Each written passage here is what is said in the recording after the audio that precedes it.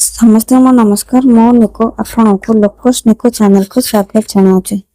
तो फास्ट आम जाना जब आप एसएचजी कटअप करुँच एसएचजी कटअप करने पूर्व यदि कौन किसी प्रोब्लेम हुए तो सर्ट आउट केमती करेंगे। तो फास्ट कटअप करने पूर्व आप एसएचजी ये सब कम कर जहाद्वारा कि आप ट्रांजैक्शन टाइम असुविधा हे ना। तो फास्ट देखो आप एसएचजी ओपन करेंगे। एसएचजी ई केवाईसी मन रखु ई केवाईसी सब मेंबर मान कंप्लीट होता दरकार।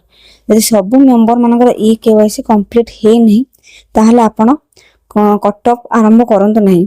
ई केवाईसी कंप्लीट थिबो ओइसे देखंतु आपण जानकर यदि ई केवाईसी करिथिबे मन केतरंकर ई केवाईसी हेथिबो फोटो शो करूथिबो बट एठी देखंतु तापर क्लिक कला परे से फोन तो लिखुची वेरीफाई आधार।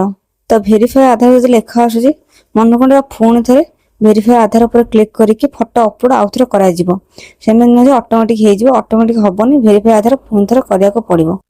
एसएचजी मेंबर मन कतर डाटा कंप्लीट करिवे तापर आसी एसएचजी प्रोफाइल को।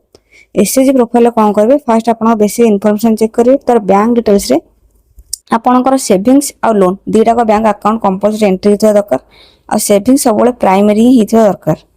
तो तापर आसी आप सेविंग्स रे सेविंग्स देखो मीटिंग मीटिंग आपणकर वीकली रखिए तापर सेविंग्स कौन कर मंथली कर मंथली रखिए।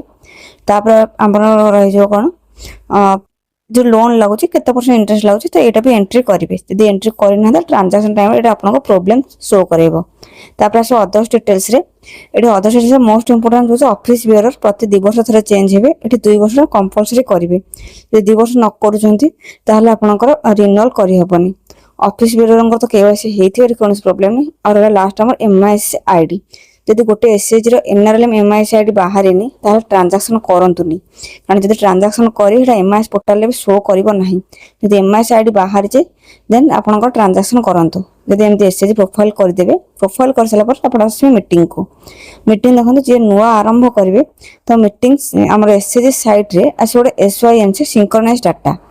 तो सेठी कोन करे सिंक्रोनाइज डाटा ऊपर क्लिक करेंगे। सिंक्रोनाइज डाटा ऊपर क्लिक कर साला पर आपनकर कोन हे जिवो आपनकर एसएचजी रो रेगुलर मीटिंग आ कटअप मीटिंग आसीबो। तो फास्ट आपन कटअप मीटिंग एंट्री करेंगे देन रेगुलर मीटिंग एंट्री करा जिवो। तो एंट्री भाबरा हमर एंट्री प्रोसेस आरंभ होबो।